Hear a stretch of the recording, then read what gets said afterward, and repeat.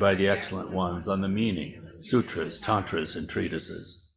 Though not poetically pleasing to scholars, owing to my poor intelligence and lack of learning, I've relied on the sutras and the words of the excellent, so I think these bodhisattva practices are without error.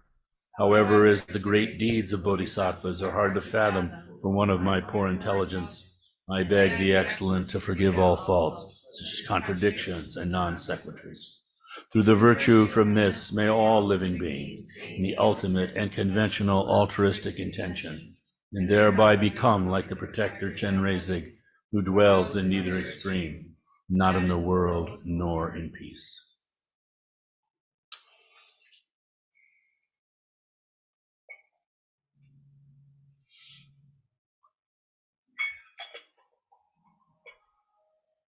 If there's anyone who doesn't have one of these little blue books, please feel free to take one as White Lotus's gift to you.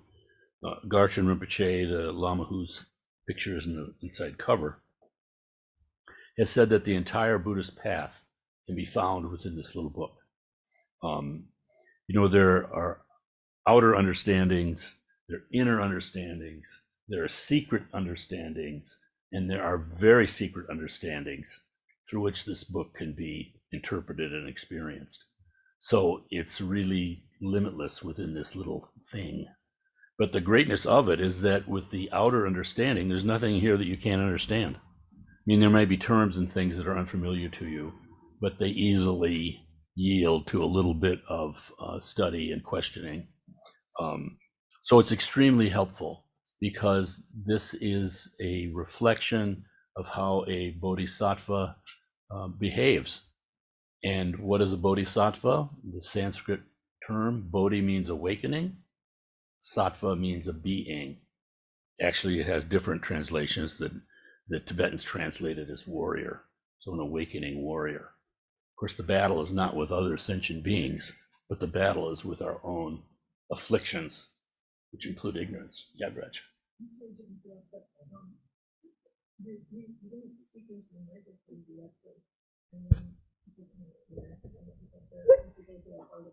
Yeah, how about this? Is that working? It's a little bit too close. Yeah. I need to make my mouth longer, but that would drive everybody out of here. Is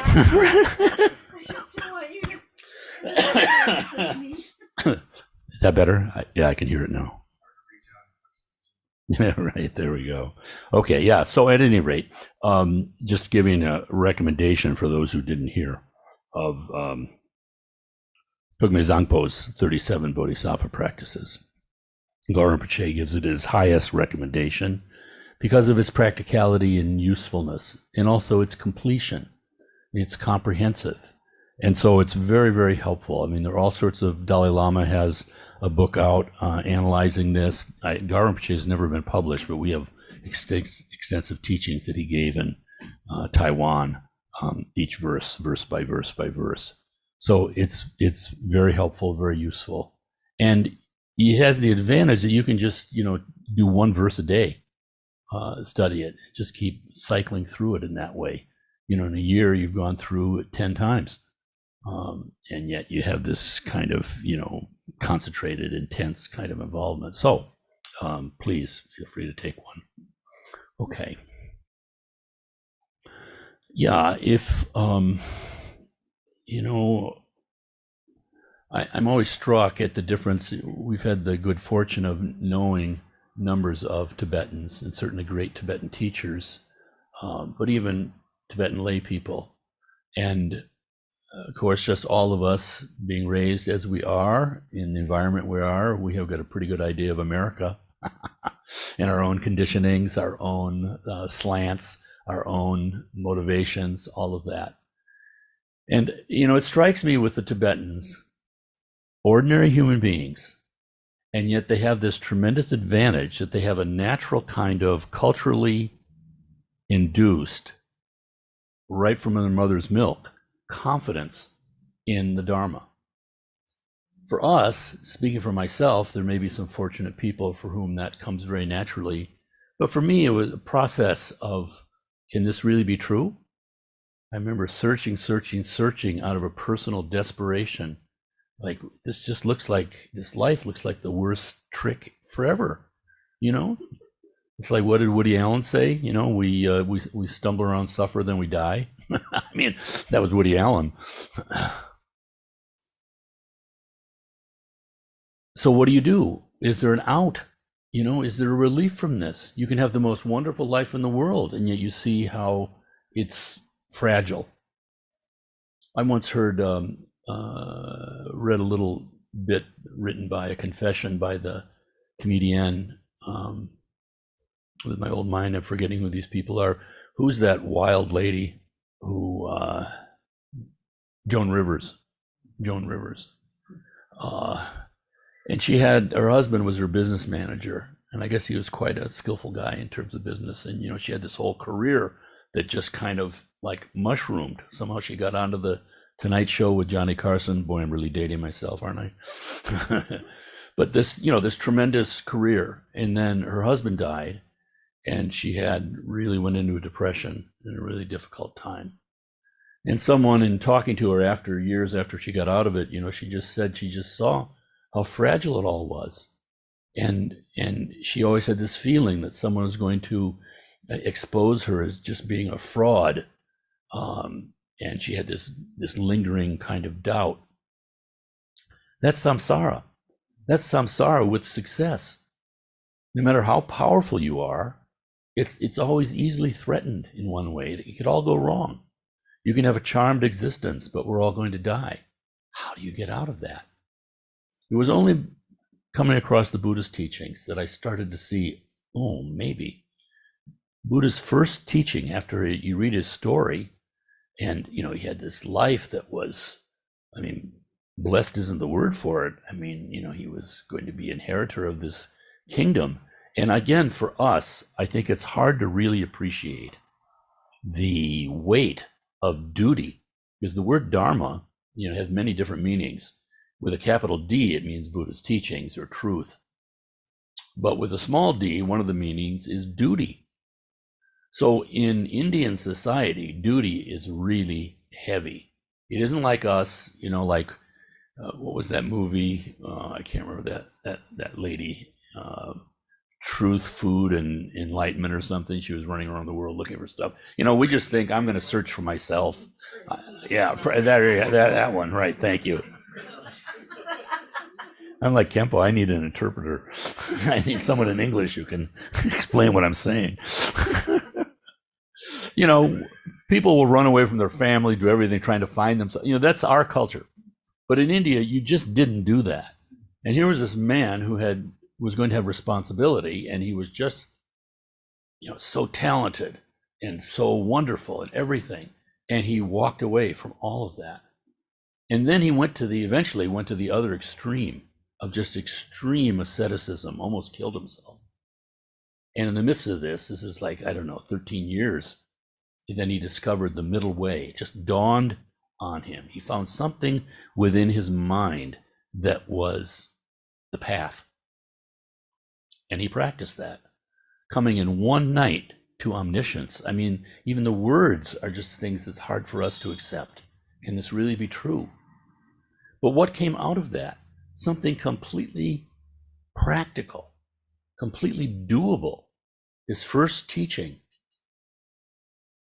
the reality of dissatisfaction, suffering. Everything in this unenlightened state is just a little bit off.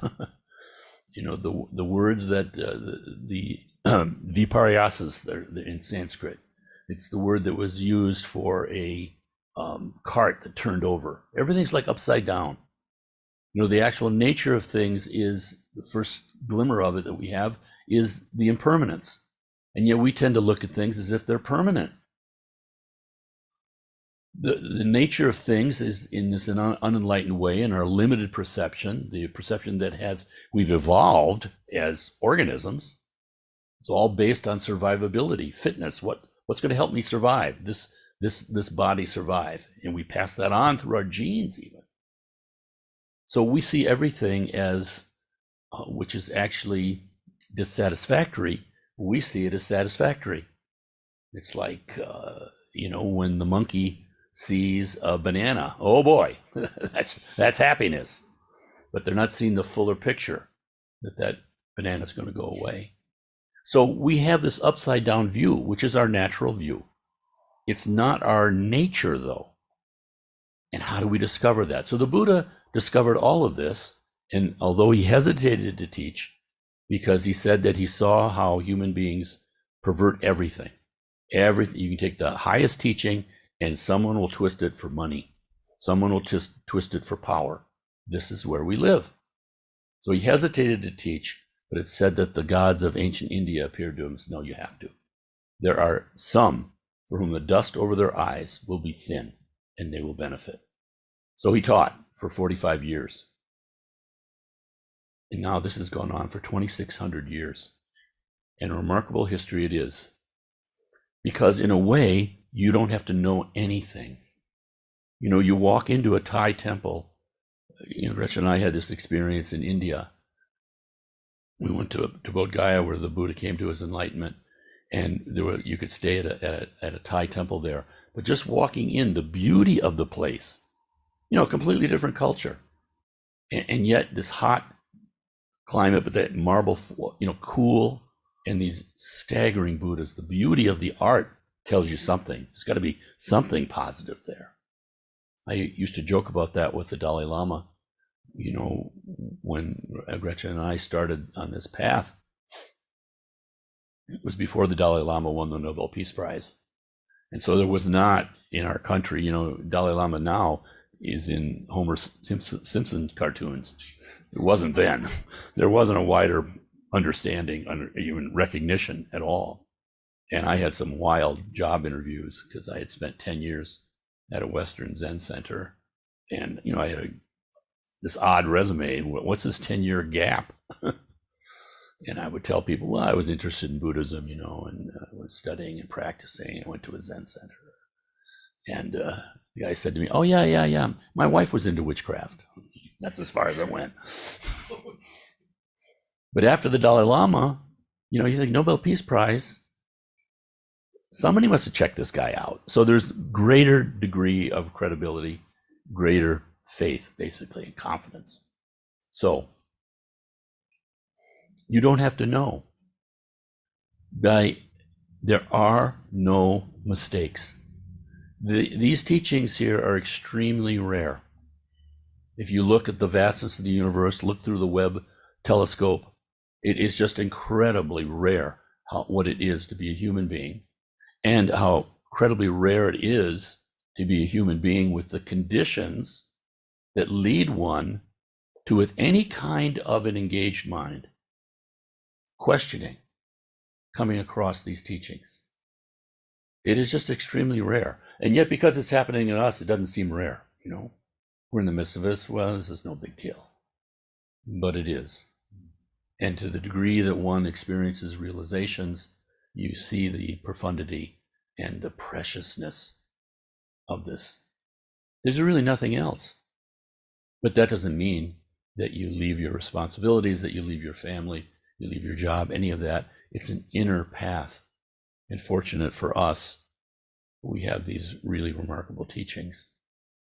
So the teachings that we've been given are especially mind-boggling, because the Dalai Lama, for instance, in the particular school of Buddhism that he's in, it's called Geluk, and it means shining virtue.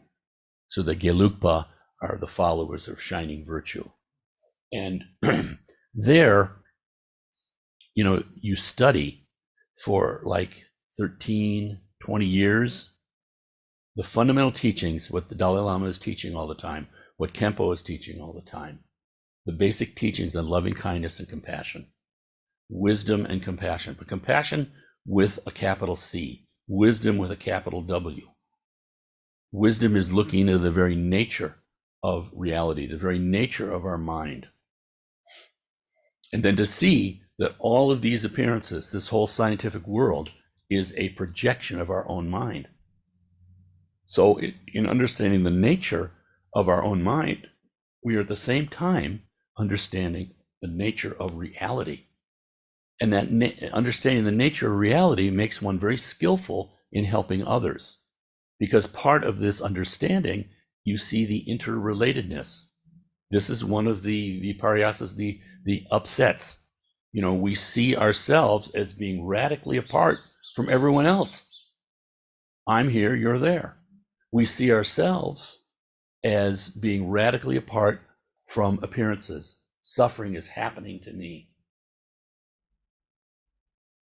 Rather, with wisdom, interdependence, first impermanence, then interdependence, then what's called emptiness. This teaching of emptiness, we're so limited in English because that emptiness sounds like a bad word. It seems like nihilism or a nothingness or, I'm okay, the hell with you. But it's just the opposite. This word shunyata in Sanskrit, meaning emptiness, we translate as emptiness. Sorry, I'm still away from the mic. Is said to be like the emptiness of a football. Because the football is empty, it's full. And because it's full, it's useful. So this is the nature of compassion. Emptiness is understanding the nature of that football, that there's nothing in there. But at the same time, that allows the usefulness of it. You can throw it, you can kick it, you can have a game, you can have enough fun going on that 100,000 people will pay hundreds of dollars just to go there and get frustrated for 4 hours. What are you going to do? So, at any rate, they will study those teachings to get a deep understanding for like Khenpo's degree is 13 years. They even have degrees that go to like 20 years. And then, and only then, with that complete understanding, both intellectually and experientially, then do you start to practice these extraordinary tantric teachings, which are the combination of wisdom and form together. Now, in the conventional teachings, Dalai Lama teaches all the time, the Khenpo teaches, what do? We meditate, and then there's going to be some wisdom or experience that can come from that meditating. But we're doing like that. It's a two-phased process. There's meditation experience, then there's the post-meditation activities. But in the Tantra, those two are combined. Wisdom and form together. Of course, this takes faith, because if you're like me, I had no idea these teachings, all these different Buddhas. Why do we need all these different Buddhas? Isn't one Buddha enough? And before that, I was having trouble with the Buddha anyway. Why do we need some guy anyway? So we have all sorts of obstacles to overcome. But the genius of this is that these teachings, truly, you don't need to understand. If you have the relevant faith, confidence to be practicing them and to keeping your mind open to learning and understanding the motivation, the practice themselves, your Buddha nature will start to reveal. Gaur Rinpoche has said that when the afflictions, that's all the afflictive emotions, but the afflictions also include our ignorance, our seeing things in this very limited way. We see things in a limited way. Therefore, because of cause and effect, we get limited results. Perfect. Except it's marked by suffering. So, when the afflictions and our ignorance are stilled, if for one instant they can be stopped, our true nature reveals itself. And this is an experience that immediately builds faith, at least questioning, so one can question more and more and more and more and more. It said the Dharma will never let you down. You just keep going. And all the things, we judge ourselves all the time, all those useless judgment thoughts. I mean, there are useful thoughts, like if you're trying to learn how to play tennis, you hold the racket this way, don't hold the wrong end of the racket. I mean, there are discriminations we have to make. It's not that anything goes. But at the same time, within that phrase, that stream of wanting to learn to do what's helpful, what's useful, within that, if we stop this kind of unnecessary judging ourselves, we're judging ourselves seemingly from a standpoint of our own omnipotence, omniscience, which is, of course, false. We think we know what we're doing. The practice can surprise you, because those moments that you think were wasted, the moments that you think you had some sort of errant thoughts running around, but if you're not attached to them, something wonderful can happen. So we've taken the stance here because of what's been transmitted to us to offer the full range of Buddhist teachings. And sometimes that's, as far as organizational or popularity, that's not necessarily the best thing to do.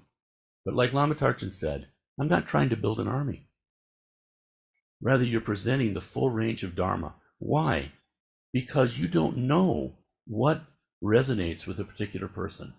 If a person has that basic confidence, one, that the Buddha wasn't insane, he wasn't drunk, he didn't have bad motivation, there's enough there openness of the mind to investigate. And with that investigation, you naturally plug in to this vast educational structure that we call Buddhism. And many of the techniques in that, it just, they'll be dumbfounding. And they may not even be for you. But within that huge physician's desk reference, there are medicines that are guaranteed to help. So even the frustrations become purification. And the things that go well are us increasing merit. But regardless, there's things that work. And then you start meeting other people who have gone through similar difficulties or different kind of structures. And then, of course, the great teachers, you see how they act when things go wrong. You see the complete ordinariness and yet profound wisdom at the same time. It's truly, you can meet people who care more about you than you care about yourself. Hard to believe. But it's true. Remarkable figures. So with that, we've taken Garambache, directed us, asked us to, continue these kinds of teachings. Especially that's why we focus on Vajrakalaya. There are various real reasons for that. But nonetheless, we do this practice once a year, this retreat. And Rinpoche has written this big book on Vajrakalaya. And I wanted to read just a couple of passages from it. First, for those of you in Zoom, you can't see this, but I have my Andy bookmark given to me by my 7-year-old granddaughter. It says, Happy Halloween. It's coming. Right? Hand-colored pumpkins from the Indian Landing Library. Does that mean we ripped it off from the school? I don't know. So these special techniques of the Tantra are said to be especially appropriate for our time, more so than they were for the Buddha's time. They existed at Buddha's time, but they're said to be especial for times when the afflictive emotions are very rough and people are kind of upside down in their understandings, where they see virtue as being non-virtuous and where they see non-virtue as being virtuous, and virtue being the path to enlightenment. So we have this practice of visualizing ourselves as Buddhas and making offerings to Buddhas. So what is going on here? So Garambache starts a little teaching on deity yoga. Even the word deity is misleading in English. We don't have the vocabulary. I asked Lama Tarchin once, what is this? How do you translate deity? And he said, great exaltation. But the realization of your true nature, there's great exaltation. That is compassion. It's not just me sitting here in my cloud being happy forever and ever and ever, but suddenly it engages everyone and everything. Everything is alive. So, deity yoga has two phases. One is called the creation stage, where we visualize ourselves as a Buddha. And then there's the dissolution stage, the completion stage, where we dissolve ourselves and rest in the nature of the mind. It's said to be the creation stage is like pulling back on a bow with an arrow, and the completion stage is letting go of the bow, and the arrow flies. So Garambache says, because the creation stage yogas are extremely profound and difficult to comprehend, one may think there's no benefit in practicing them unless their complete meaning has been understood. However, this is not at all the case. Even when one does not have a great understanding of the words of a teaching, if one simply tries to put into practice whatever has been understood as it is being taught, the mind will naturally become relaxed, open, and clear. Even when one's comprehension is not good, since the qualities of Dharma are already naturally present in the mind, the meaning will eventually dawn from within. For this reason, it is very effective to meditate as one is receiving the teachings. When the mind becomes open and relaxed, one reaches a sort of spontaneous understanding in which it is not necessary for the meaning to be explained by anyone else. This is particularly so in the context of group accomplishment retreats. Since the deities actually assemble in the practice mandala, practitioners' minds naturally become open and clear. This regardless of whether one is a being of high, middling, or lesser faculties. Practicing deity yoga brings great benefit. And this strikes me because Rinpoche is saying, since the deities actually assemble in the practice mandala, practitioners' minds naturally become open and clear. We don't give ourselves credit for being open and clear. I can just share one minor thing from the first Yamantaka retreat that I did, which was 9 days. And I was a total basket case. I mean, I can't tell you. I had practiced Western Buddhism for, 16, 17 years. And you can get to a kind of place in your meditation where it's kind of stable, but you're kind of like fooling yourself. You're finding a false kind of stability. And so I was thinking, although I've done retreats, this is fine. And then somehow, through Gar Rinpoche, I found myself in this 9-day thing where you can't leave. You sleep in the same place where you're meditating. You get up to go to the bathroom, you get up to eat. But other than that, it's in silence except for the mantra recitations and reciting the practices. Well, when he says your mind becomes naturally open and clear, I was a basket case. I was just like in agony, mentally, physically too, but happily mentally too. But that was open and clear. I was seeing my habitual mind as it actually is, not hidden. People meditate and they're confronted with all these thoughts, and it seems very discouraging because, my mind was calm before I started meditating. Now I'm a wreck. But the truth of the matter is, it's like if you think of meditation as sunlight, it's like a ray of sunlight coming into this room. Right now we're here, we're breathing the air. Oh, this is all clean air in here. But the sunlight comes in, you see all these dust motes dancing about in the sun ray. You never saw them before. Of course they were there. But that is wisdom. You're starting to see how it is. The ordinary person runs around, they think they're in control of their mind. They've never looked at their mind. I mean, and the suffering of it, because this happens all the time. You see in the news, there's something terrible happens, someone gets murdered in some block or something. And I always seem to interview the neighbor who says, nothing like this has ever happened before. What do you mean? It happens all the time.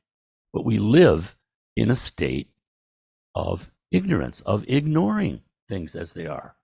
And we kind of have to do that because if you look at all the suffering, it's overwhelming and depressing. So we find false refuges. If I can just get a bunch of money, if I can get a big reputation, if I can just get a wonderful relationship and children, I can put all my energy into them, we're distracting ourselves. Now, all of those things can happen from a state of enlightenment too. And the point is to get beyond birth and death, to get beyond suffering.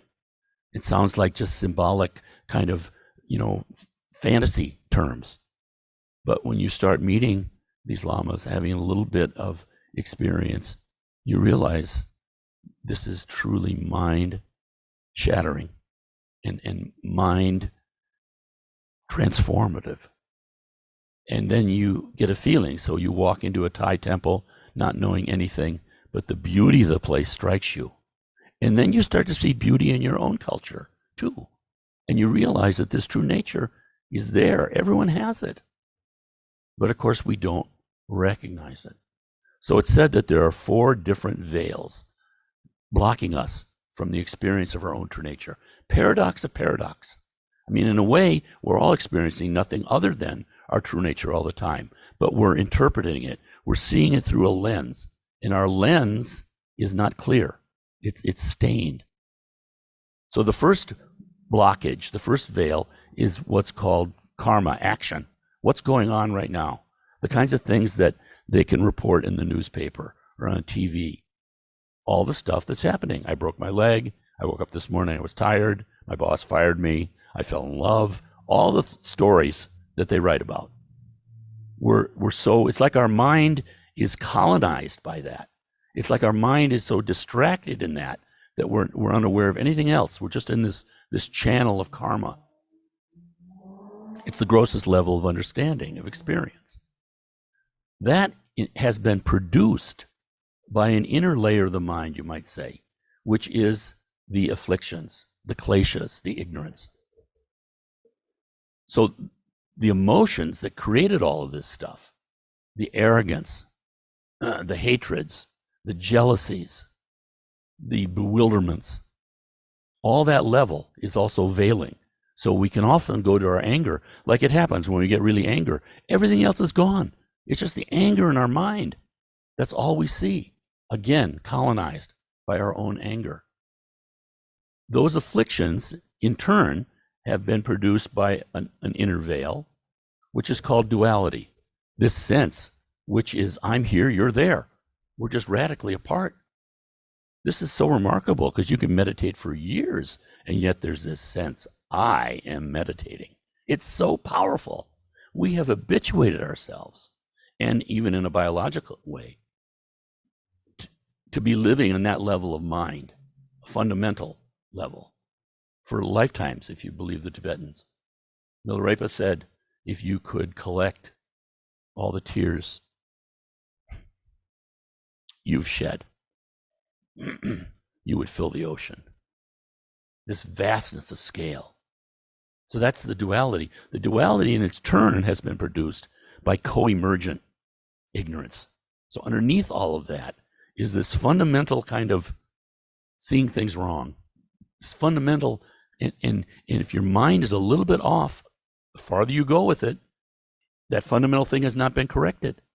You know, you can do all sorts of lotions and things, but you got to get to the source of the tuberculosis. And this is what the Dharma does. Now, magically, because it seems like magic because we don't understand cause and effect thoroughly, but magically, these practices work. And you can see the more you do it, how skillful they are. Because when you visualize yourself as a Buddha, you are dropping your attachment, even if in a seemingly artificial way, to this ongoing attachment to our body as being ourselves. So for a moment, it's not there. The example I use is that like our mind is like, you know, again, I'm dating myself, but in the old days, movie pictures were just individual frames passed through a machine with light, some degree of wisdom, making this illusion on the screen of motion. But it's just individual frames of film. So too for us, like when we're depressed. There's just a momentary moment of depression. But then it continues again and again and again. But we see it as a continuous thing. I am depressed. We don't see all those individual mind moments. So when you visualize yourself as a deity, suddenly you've broken that chain. Instead of that successive thing, I am Frank, I am Frank, I am Frank, and then all the qualities that come with that, Frank's depressed, this did bad, I'm stuck, I can't get out of this. Those continuity of the thought, you're breaking that, not only in a sense of meditation, which you can do too, but those thoughts are very powerful, but in a very strong way. I'm changing who I am. Now, it takes confidence, because otherwise it seems like it's just a big farce, but it's not. So you can visualize yourself, you break that chain. And the power that's there immediately, like right now, we all have our responsibilities that here I am having some sort of responsibility for the Dharma Center, right? Someone walks in right now and says, you know what? I got a bar of gold that I'm going to give to White Lotus. And Frank is not in a state of equanimity. Frank is thinking like, damn, that's good. And then I'm thinking, what if the place burns down right now? I got to call the insurance agent, increase our limits. The fact that I perceive that gold as I do generates all sorts of thoughts, all sorts of uncertainty, all sorts of suffering. But when I'm visualizing and I have a crown of gold, I don't have any attachment to that gold as I visualize myself as Tara with a gold crown. So I'm experiencing the gold even in its purity, you might say. We're so stained, we're so conditioned that we create this world. I mean, it said, you know, we see water as something to drink and bathe. That's a good thing. The fish see water as a home. It's said that the hungry ghosts see water as pus. And the hell beings see water as, perceive it as molten copper. And the gods perceive water as nectar. So change your mind. That's the whole thing. And by visualizing ourselves in this way, you are instantaneously changing your mind, because that visualization is your mind. So much that could be said about this. Gar Rinpoche's book here on Vajrakalaya is 500 pages long. I've been able to get through 50 pages because it's so profound. You just stop. I got to read that again. And when you know him, some of these teachings were given here in Rochester. When you know him, you realize he didn't go to school. I mean, he didn't go to like Kempo did, the 13-year retreat. It's a 13-year study. He didn't do that. This is all coming out of his realization. It's mind-boggling. And it's completely in accord with the written teachings. So what does that say? These men and women have been so faithful in the sense that we're not going to monkey around with these things. It comes out of experience. Not that there haven't been new developments in 2,600 years. Yes, but they're tested. So it's just like, you know, some physics professor or something. They can say whatever they want, but it's being tested by other physicians, by other physicists, and by experimentation. So you can rely on it. It's tested. It's not just the opinion of some charismatic guy or some guy who looks good on TV.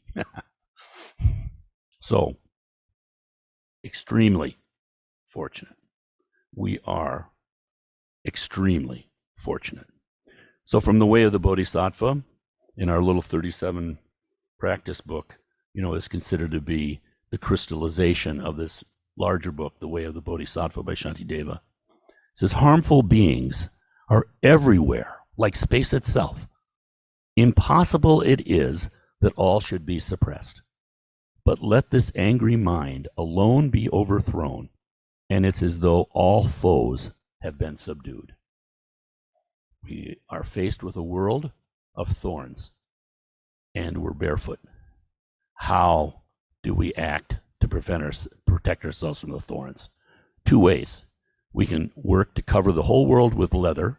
Good luck with that. Or you can put on a pair of sandals. The Buddhist way is putting on a pair of sandals. You purify your mind. The suffering's not there. Okay, now I forgot what page I was on, so I have Sarah's bookmark now useless. All right, so let's, any questions? We'll do some practice this morning. I talked a little bit long, forgive me, but any immediate questions? And then we'll take our tea break. Yeah, Samana.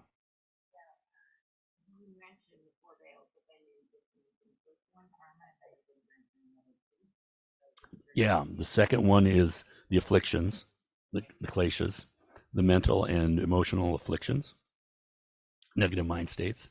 The third one is duality, the sense that we are radically apart. And the fundamental one is co-emergent ignorance, that the whole world seems to pop up in existence as apart from us.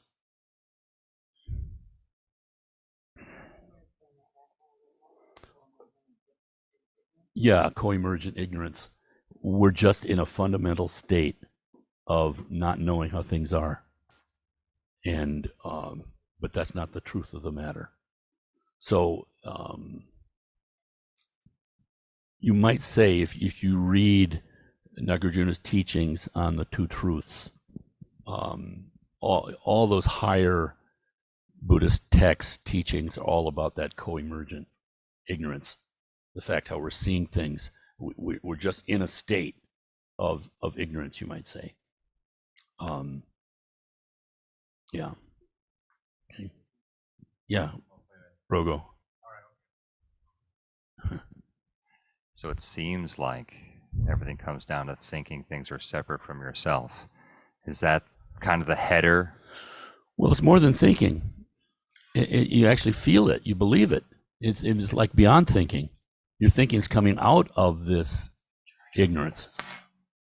So it's the actual experience of our true nature. It's like Kala Rinpoche said, like I mentioned the other night, there's this state of kind of fundamental ignorance that we're in, but then we're working hell-bent for leather to add more ignorance to the pile. That's what we do. Right. You're not going to think your way out of it. It's interesting to me because when I first came across these teachings, the written teachings, so this is like after, some 15 years or so of meditation, coming across the written teachings, I just thought, wouldn't this be hot? I would think all these philosophy departments would just be so excited about this, but somehow they're not. It's very interesting because I think it destroys thinking.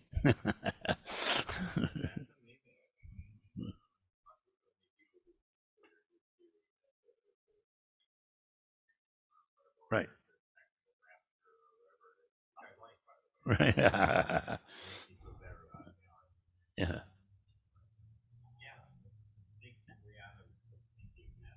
Yeah. Compassion is, like the Chinese poem says, it's like grabbing your pillow in the middle of the night. Your head is somehow slipped off the pillow, things are just a little bit off. It's just your nature. You grab the pillow and put it back. You're not thinking how wonderful I am grabbing the pillow. I have the theory that we should have, a harmony between pillows and heads, and like some guy selling pillows. It's not that at all. It's just totally natural beyond. It's non-conceptual.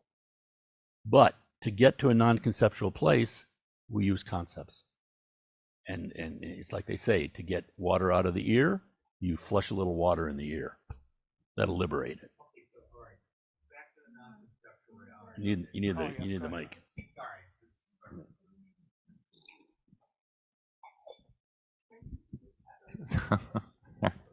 I know a little sooner.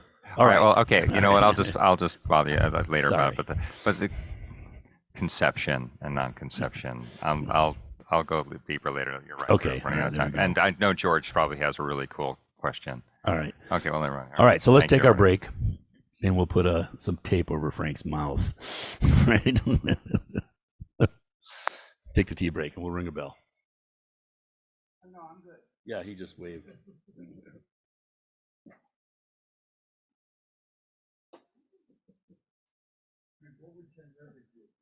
Why does Jen Reggie have to do anything?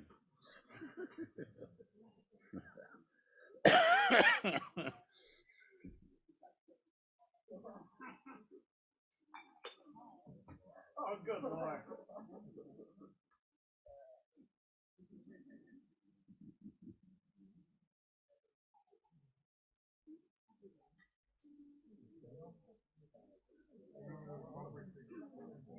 Right, that's right.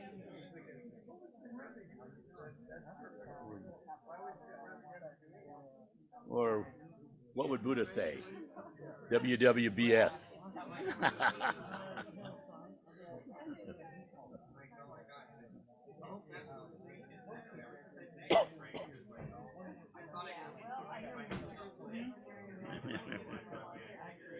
Uh-huh.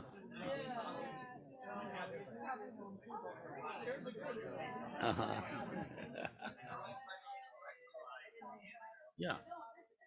Yeah.